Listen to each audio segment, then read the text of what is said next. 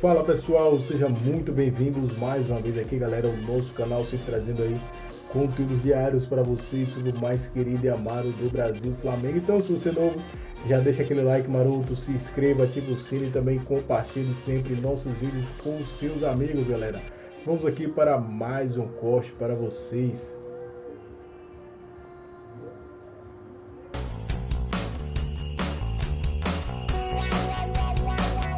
Olha pessoal, Flamengo e Botafogo tem um novo encontro em 2025, já nesta quarta-feira, 21h30, Maracanã, jogo atrasado da 7ª rodada da Taça Guanabara. Atrasado justamente por conta do primeiro encontro deles em 2025, na decisão da Supercopa em Belém. Flamengo deve ter os retornos de De La Cruz e Arrascaeta para essa partida, pelo menos ali entre os relacionados, disponíveis para o técnico Felipe Luiz, que pode segurar alguns jogadores, fazendo aquela mescla de início de temporada, segurando alguns, liberando outros, tudo por conta do controle de carga, questão física mesmo, para esse início de 2025. O Flamengo tem 14 pontos, está em segundo lugar, a 3 pontos do líder Volta Redonda, mas se vencer a partida, assume a liderança no critério de desempate, especialmente ali o saldo de gols. Já o Botafogo tem problemas para essa partida, o Botafogo que é o 6º colocado, tem 12 pontos, está a 1 do primeiro ali na zona de classificação, Sampaio Corrêa, mas tem problemas para essa partida. O zagueiro Bastos sofreu um trauma no joelho, então fica fora, deve ser substituído pelo jovem Serafim, é a opção do técnico interino Carlos Leiria. E além disso, na frente, a grande contratação da temporada, o meio-atacante Arthur, sofreu uma lesão na coxa esquerda, grau 1, fica fora por um tempo. Rafael Lobato é a opção mais provável para Carlos Leiria. Então tem esses problemas aí o Botafogo, um reencontro entre as equipes, grandes rivais, vai ser um jogo legal de acompanhar. Para finalizar, o Flamengo negociou o jovem Lohan com o CSKA da Rússia, 8 milhões de euros por 80% dos direitos. Nos próximos dias ele deve já viajar para o país europeu, informação dada primeiro pelo jornal O Globo. Então o Flamengo negociou mais um talento da sua base. Muito bem, temos aí a campanha de Flamengo e Botafogo neste campeonato carioca, 8 jogos para os dois, o Flamengo 4 vitórias, 2 empates e 2 derrotas, um aproveitamento de 58,3% na segunda posição. Já o Botafogo tem 4 vitórias, não tem nenhum empate e 4 derrotas, um aproveitamento de 50%, é o 6º colocado no campeonato carioca. Temos a informação também que o Ayrton Lucas, único lateral esquerdo que poderia estar à disposição, sofreu um problema muscular, então também é dúvida para a partida. E aí, Gustavo Zupac? Vai ter que quebrar a cabeça o Felipe Luiz para montar a linha defensiva, mas assim, a gente viu pelas próprias informações do Pedro Henrique Torre como o Carlos Leiria tem muito mais problemas para escalar o Botafogo, né? Então, em condições normais, a temporada começa com o Flamengo à frente do Botafogo, porque o Flamengo dá sequência ao que deu certo no fim do ano passado. O Botafogo, como a gente já falou bastante, passa por muitas transformações. No time titular, menos, mas transformações significativas. Não bastasse isso, o Botafogo tem problemas dentro desse time já transformado, né? O Arthur, que era um jogador que foi contratado para suprir o Luiz Henrique, que era o craque do time, o Arthur também não vai jogar o Lobato, menino de velocidade. O Arthur tem outra característica, um cara um pouco mais de intensidade para o tipo de jogo que o Botafogo quer fazer. O Bastos, que já vinha de lesão na última temporada, agora também estava tentando voltar, tá fora. O Adrielson foi embora. O Lucas Halter, que jogou mal, né? E bem mal contra o Flamengo na Supercopa, também foi embora. Vai jogar o Serafim, que é um menino. O Jair foi contratado, mas não está disponível para esse jogo ainda. Então é um Botafogo que já começou o ano em desvantagem, para este jogo ainda mais em desvantagem. A vantagem é do Flamengo. O Flamengo já se estabeleceu no Campeonato Carioca, onde a gente imaginava que esse time rapidamente se estabeleceria quando os principais chegassem. O Volta Redonda ainda é líder pelos seus méritos. O Flamengo jogou bem mal, foi um jogo muito ruim, o Fla-Flu do último final de semana, mas o Flamengo já se colocou ali como o principal candidato, embora segundo colocado. O Botafogo não. E ontem até o empate do Vasco, aquele horrível empate do Vasco contra o Sampaio Corrêa, tirou o Botafogo da zona de classificação. Então, para o Botafogo, o jogo é mais importante pensando no campeonato. e o Flamengo tem vantagem por estar jogando melhor e ter menos problemas para escalar sua equipe. E ainda tem a lembrança da Supercopa, porque foi algo traumatizante para o torcedor do Botafogo. Imagino que os jogadores também estejam pensando na última partida. É um jogo muito difícil, sabendo que o rival está mais bem preparado mesmo para esse jogo, Gustavo Zupac. Isso entra em campo também, o último encontro deles? Acho que, assim, para o torcedor entra, é a possibilidade de dar uma volta no rival, mesmo que é um jogo que agora não vale taça, vai ter um impacto muito menor na temporada. Para o Botafogo, assim, para os jogadores individualmente, acho que sim, porque ficou uma coisa latente do jogo lá de Belém do Pará. Para o Botafogo como projeto, como trabalho, como análise para a temporada, menos, né? O Botafogo claramente está olhando o Campeonato Carioca quase com desdém, né? Porque foi assim nas outras 2 temporadas cheias que o John Textor, aliás, essa é a 4ª temporada cheia que o John Textor comanda o Botafogo. O Campeonato Carioca, comanda o futebol do Botafogo, o Campeonato Carioca não é o prato principal desse cardápio e nem deve ser, né? O Botafogo, ele toma as suas decisões, ele se prepara olhando mais para a outra parte da temporada. Então, assim, acho que o impacto do que acontecer nesse clássico para o Botafogo vai ser menor. Agora, pensando em classificação, claro que é um jogo que vale muito mais para o alvinegro do que para o rubro-negro. Pois é, vimos aí na 6ª colocação, então fora da classificação, 2 anos já de Taça Rio, se pensarmos nos 2 últimos anos desse Botafogo. Tem ainda, além desse jogo com o Flamengo, mais 2 rodadas. Ou seja, precisa começar a apresentar pelo menos alguma coisa nessa partida, pensando nessa classificação, Gustavo Zupac, porque vai ficar difícil, né? Precisa, mas o dono do futebol do Botafogo não se importa. Foi o que ele disse. Não se importa e assim, brasileiro, então o Campeonato Carioca não fez falta nenhuma, o Botafogo não foi campeão por outras questões. E na última temporada, o Botafogo também tratou com desdém, né? Estava montando o seu trabalho ainda e teve o ano mágico que teve. Então, assim, está muito claro que para o olhar do John Textor, e eu concordo com ele, o que acontecer no Campeonato Carioca tem pouco impacto. Quer dizer que ele quer perder? Não. Quer dizer que se as coisas não forem bem, não vai fazer muita diferença. Muito bem, dissemos no último bloco que temos novidades em relação à CPI das apostas e tem relação com o Lucas Paquetá. A ESPN teve acesso ao relatório final da comissão da CPI das apostas e revelou o motivo de Lucas Paquetá, meia do West Ham, ter recebido um cartão amarelo no duelo contra o Aston Villa no dia 12 de março de 23. Em delação do empresário Bruno Lopes de Moura, o jogador da seleção brasileira forçou o cartão para presentear o irmão Matheus Tolentino, que fez aniversário no dia da partida. Lopes afirmou que o seu contato, Marlon Bruno Nascimento da Silva, amigo de Matheus Tolentino, foi quem informou que Paquetá havia comunicado que receberia o amarelo. O relatório ainda informa que Marlon recebeu R$97 mil de Bruno Tolentino, tio de Paquetá. A CPI vai pedir o indiciamento de Thiago Chambó, William Pereira Rogato e Bruno Tolentino Coelho, esse o tio do Paquetá. Gustavo Zupac, é um cerco que vai realmente se fechando. A última informação que tivemos da imprensa da Inglaterra é que a Federação Inglesa vai pedir o banimento do Lucas Paquetá do futebol. Porque as coisas elas estão indo numa escalada que tornam a cada nova informação oficial ou extraoficial o caso cada vez mais grave, né? O que era uma denúncia passou a ser uma investigação na Inglaterra.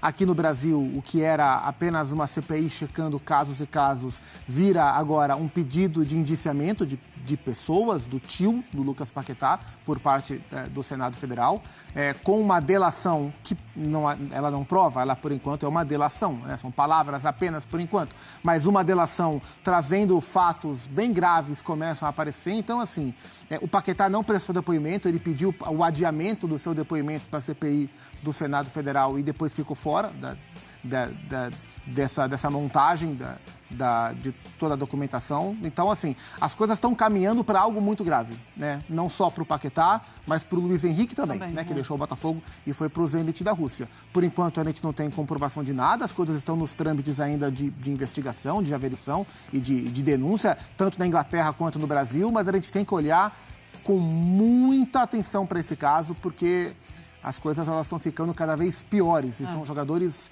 muito importantes de quem a gente não esperaria nenhum tipo de envolvimento no que se denuncia, no que se acusa, no que se investiga. Então a gente tem que observar com cuidado. Pois é, o Luiz Henrique foi para a Rússia, a FIFA ainda não entrou nesse caso, mas imagino que isso vai acontecer realmente se for comprovado. Mas essas pequenas provas, esses pequenos indícios que a gente vai acontecendo e vai acompanhando, inclusive nesse relatório da CPI, vai complicando demais a vida do Paquetá. E o Paquetá levando o Luiz Henrique também com ele. Sim, hoje ainda 2 jogadores de seleção brasileira, né? Eu me lembro que a gente lembra que quando surgiu essa denúncia na Inglaterra e o início das investigações por parte da FA, o Diniz, então técnico da seleção, parou de convocar o Lucas Paquetá, depois ele retornou à seleção. Hoje o Luiz Henrique faz parte do grupo do Dorival, ora como titular, ora não. Acho que os próximos desdobramentos podem mudar um pouco o status dos 2 jogadores. Sim. O que consta no relatório, na delação, no que apresenta o Senado Federal na sua CPI, é algo que assusta. Sim. Né? É algo que assusta. A CPI de manipulação de resultados, essa CPI, ela descarta o relatório da Good Game, o que o John Textor queria que fosse averiguado. Isso ficou à parte. O que está agora no olho do furacão é o caso do Paquetá e do Luiz Henrique. Pois é, falei pequenos indícios, né? Tiro pequenos. Indícios, né? sim. Indícios, na verdade, indícios bem fortes mesmo, em relação ao Lucas Paquetá e também ao Luiz Henrique. Foi de Esportes Intervalo aqui no Sport Center. Tem muito mais vindo pela frente. E mais... ação dos jogadores, aplicação tática, entrega o tempo inteiro. E o que me deixou mais satisfeito foi porque, desde o início, havia uma hostilidade clara ao Vini Júnior. Hostilidade clara. Faixas com o Modri. O Rodri, que Modri? Roupa do mundo de clubes que vem por aí. Eu fico pensando os nossos clubes aqui enfrentando gigantes como o Real Madrid ou como o Manchester City.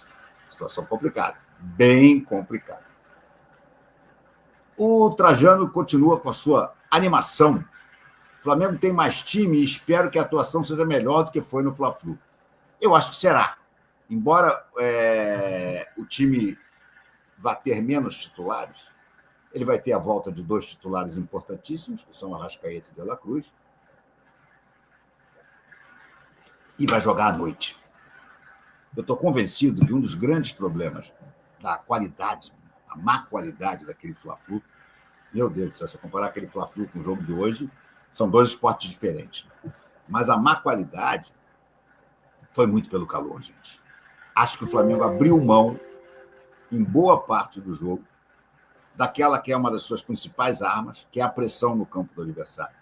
O Flamengo preferiu, maior parte do tempo, jogar marcando mais atrás, preservando os seus jogadores fisicamente. E aí saiu aquela nhaca, aquele 0-0 horroroso, com um único lance que eu considero digno da gente chamar de futebol, que foi o cruzamento do Ayrton Lucas, que o Cebolinha cabeceou e o Fábio fez uma defesa monstruosa.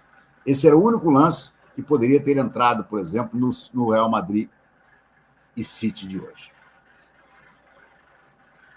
O Trajano está animadíssimo, vai ser 4-0. Calma, gente, calma. Haroldo Monteiro, espero que o Fla jogue com inteligência, pressão e inteligência, devido à tabela de classificação. Sim, eu acho fundamental voltar à pressão. Eu acho fundamental. Esse time do Flamengo, a maneira de jogar dele está muito baseada na pressão, na saída de bola do adversário. Ali é que o Flamengo começa a desenvolver o seu jogo tão bonito que o Felipe Luiz implantou e que tem um bando de maluco que agora resolveu dizer que o Felipe joga de posicional. Já baniu um cara aqui que veio. Quem, né? Quem podia ser, senão o Caetaninho, né?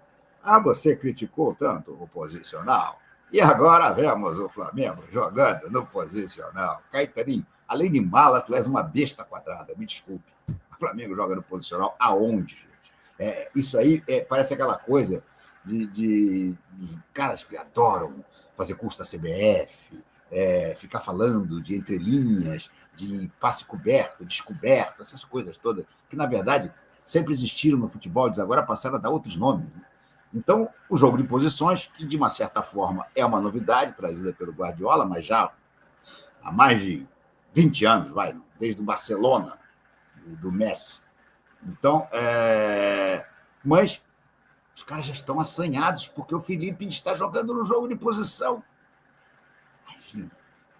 O Real Madrid, por acaso, jogou o jogo de posição hoje. O Vini também vinha a maior parte das vezes da esquerda lá. Abrir o campo não tem nada a ver com o jogo de posição. o desenrolar da partida, o desenrolar da rotatividade dos jogadores, a inexistência de obrigação de ter que ficar esperando a bola em determinadas posições, é que mostra se é jogo de posição ou não. Então, me desculpem, vocês que querem defender até a morte o jogo de posição, procurem outro time para dizer que está jogando de posição, porque o Flamengo do Felipe Luiz não joga bolhufas de posição. Velho Tricolor, está sempre por aqui, está sempre no UOL também. Meu comentarista favorito, Vinícius, jogou muito hoje. Jogou muito. Vinícius joga muito, né? Ah, mas ele não estava jogando tão bem. Gente, ele se contundiu, ele veio de contusão. Ele é um fenômeno. E o Vinícius tem uma coisa que é típica. Ah, não estou achando. Depois a gente, quando chegar a hora que daqui a pouco aparece. Mas, enfim, são essas as opções. Uma delas seria você... Ah, tá aqui, achei. Zé Wellington. Zé Wellington é um menino da base que poderia ser usado lá. O Carbone, que também é da base, que é zagueiro, mas o Carbone já jogou de lateral esquerdo também. Então, talvez pudesse ser uma opção. Aqui o Paulo Flamengo está dizendo o seguinte: projeção do time para amanhã. Rossi, Varela, Danilo ou Cleiton, Léo Pereira e Ayrton Lucas ou Zé Wellington. Everton, Araújo, De La Cruz e Arrascaeta. Luiz Araújo, Juninho e Cebola. Do meio para frente, o time é fortíssimo. Né? O time é fortíssimo. Ainda que o Juninho não tenha ainda mostrado a que veio, mas o Luiz Araújo e Cebolinha já começaram a jogar bem de novo. De La Cruz e Arrascaeta dispensam comentários, né? A questão é como vai ajeitar essa zaga aí. Eu acho que o Danilo joga, a minha dúvida é aonde ele joga. E na lateral esquerda, repito, você pode botar até o próprio Danilo, talvez o Felipe Luiz não queira fazer isso agora, porque ele está começando a pegar o ritmo de novo, pegar o jeito do Flamengo, já jogar numa posição que, embora ele já tenha atuado também, mas não é das preferidas dele, não é das melhores, a melhor dele hoje em dia é zagueiro, mas você pode passar o Léo Pereira para a esquerda também, e aí jogar com Danilo e Cleiton, ou Danilo e João Vitor. Eu, em vez do Cleiton, eu botaria o João Vitor. Aliás, o Cleiton, eu acho que está começando a ensaiar, o Flamengo já está começando a entrar no mercado para ver se passa o Cleiton adiante. Por quê? Porque o Cleiton já deu mostras de que não quer renovar. Porque ele quer espaço, ele quer jogar, e ele já percebeu que com o Flamengo, com Léo Pereira, Léo Ortiz e Danilo, e até o Alexandre, que também pode jogar de zagueiro, que ele vai ter poucas chances. Então, os agentes dele já mais ou menos disseram para o Flamengo que a renovação vai ser difícil. Então, o Flamengo está tentando empurrar o Cleiton para algum time, outro time, para o Cleiton poder jogar e o Flamengo ganhar algum dinheirinho, né? Porque se esperar até o final do ano, ele vai sair de graça. Não deve fugir muito disso aí, não. Mas eu tenho uma dúvida aqui. Vou mostrar para vocês qual é. E por que eu tenho essa dúvida. Vou mostrar para vocês aqui, ó.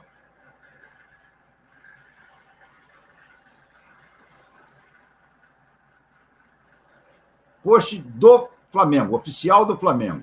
Do novo, estreia. Fala, nação rubro-negra, novidade épica na Marvel Studios para comemorar o lançamento do filme Capitão América. Só lá no Sul que tem um negócio que está pegando fogo, porque o Grêmio, se ganhar, o Grêmio vai ser Hexa ou Hepta, não sei.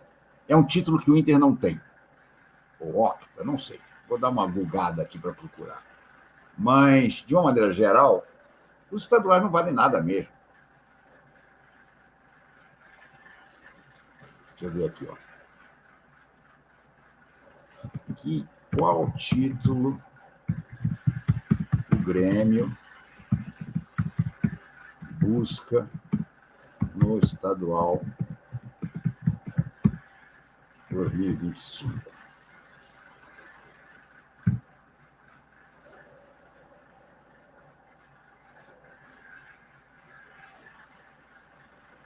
Está aqui, ó, uma matéria do GE. Saiba os motivos para o Gauchão 2025 ganhar áreas de Copa do Mundo. Campeonato estadual é um título importante. Há alguns anos, a relevância desse tipo de competição é colocada em debate. Parará, parará, parará. Mas 2 fatores estão ligando a importância desse título para o Grêmio, na maior rivalidade do estado, que é com o Internacional. Do lado do Grêmio, o atual heptacampeão, a chance de conquistar o octa, feito inédito na história do clube e que apenas o rival possui até hoje, na já longínqua década de 70. Ou seja, na década de 70, que é a década que o Internacional teve Falcão, Carpegiani.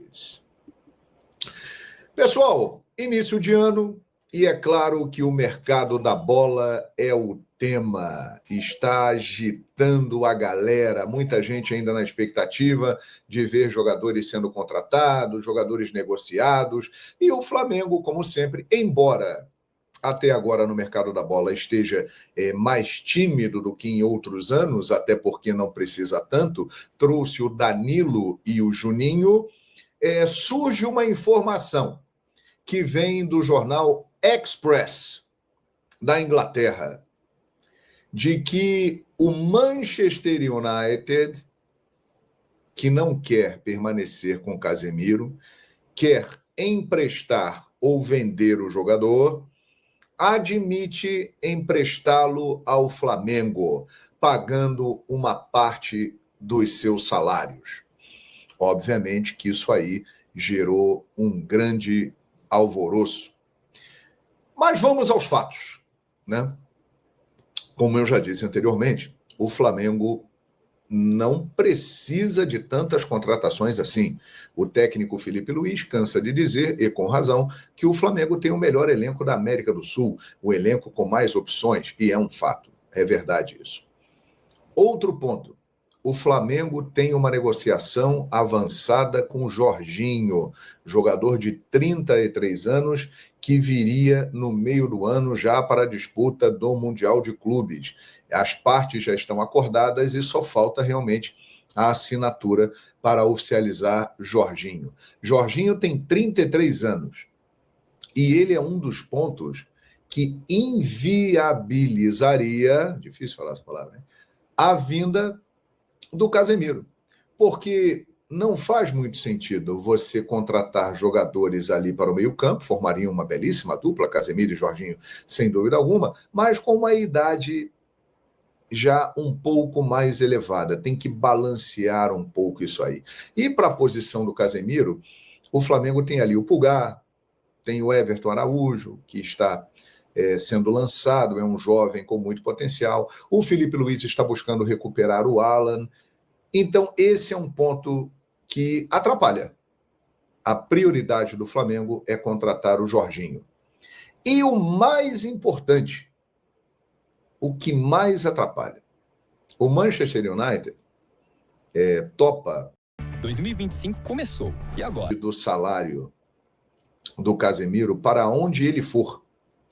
O Casemiro, é sempre muito delicado falar em salário e tal, uma questão muito particular, pessoal, mas segundo informações da imprensa inglesa, o Casemiro recebe algo em torno de 9.600.000 reais por mês. Faz as contas aí. O Flamengo, para ter o Casemiro e pagar 50% disso, teria que fazer ali um investimento na casa dos 4,5 milhões de reais, se aproximando de 5 milhões de reais de salário por mês. O Flamengo, negociando com o Jorginho, que é a sua prioridade, está no seu teto, está no seu limite, que é um salário na casa de 2 milhões de reais. Ou seja, esse aí é o checkmate.